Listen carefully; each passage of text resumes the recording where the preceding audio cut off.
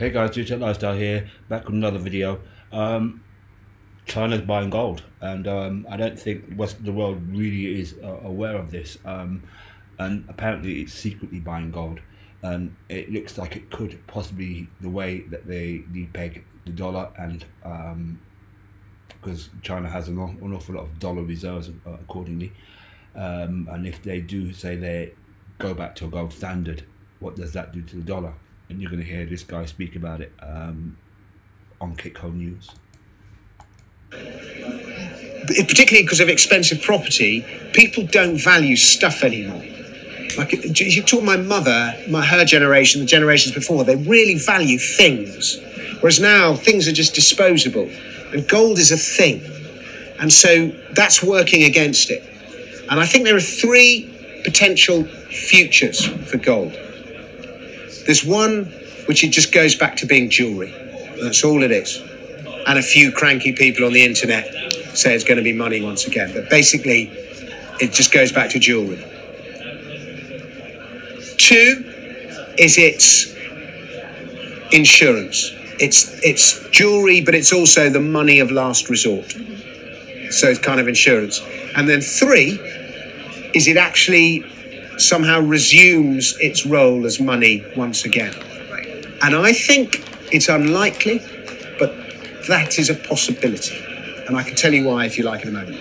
And we will get to that, and certainly a lot of reasons pointing to that, including the fact that you've never had a global reserve currency that didn't start off being backed by gold. And that, I guess, is back to that point that you were saying, that gold does not require a third party. So I want you to elaborate on that more, that it's the only bearer-to-bearer instrument that does not require a middleman. Yeah, its value is inherent in itself. And as you say, there's never been a global reserve currency that did not start out backed by gold. And they all ended up getting debased into oblivion. But the first global reserve currency, Alexander the Great, probably, first great empire, and he sent his money around the empire with his images of, it used the coin as imperial propaganda, right through to, Romans, the British, America now. They all started up backed by gold and sometimes silver, and they all, are getting debased. Now, China, right, yes, as we know, is extraordinarily ambitious. And we hear that it wants its currency to be backed by gold, but maybe that's just a rumour put about by gold bugs. We don't know.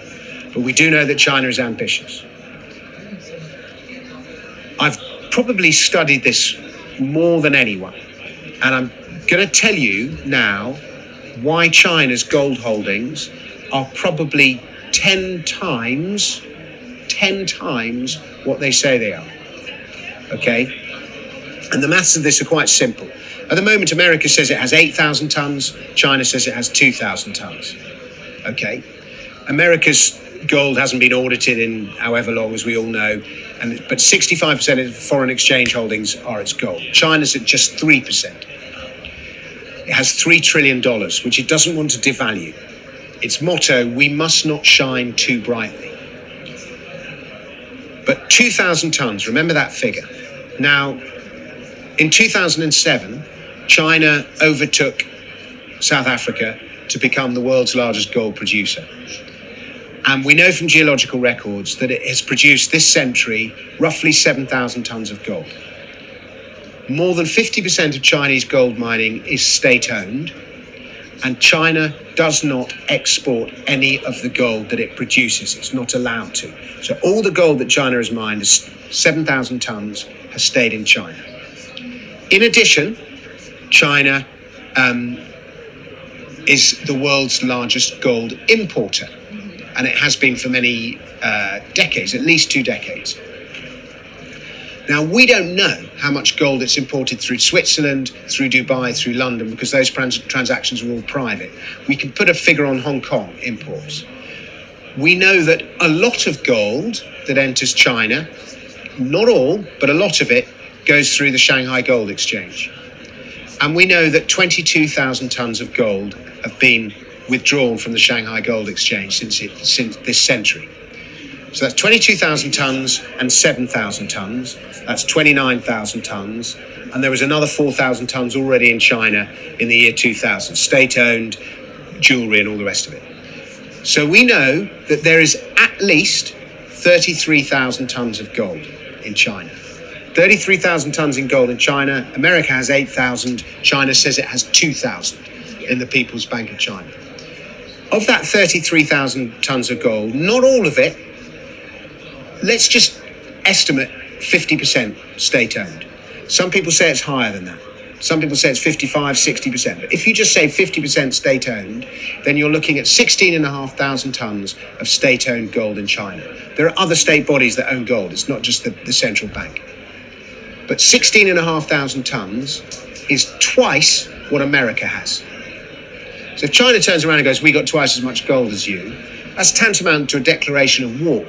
The yuan gets revalued upwards, gold gets revalued upwards while China's still accumulating, but most importantly of all, China's $3 trillion US get devalued. It's not ready for that yet.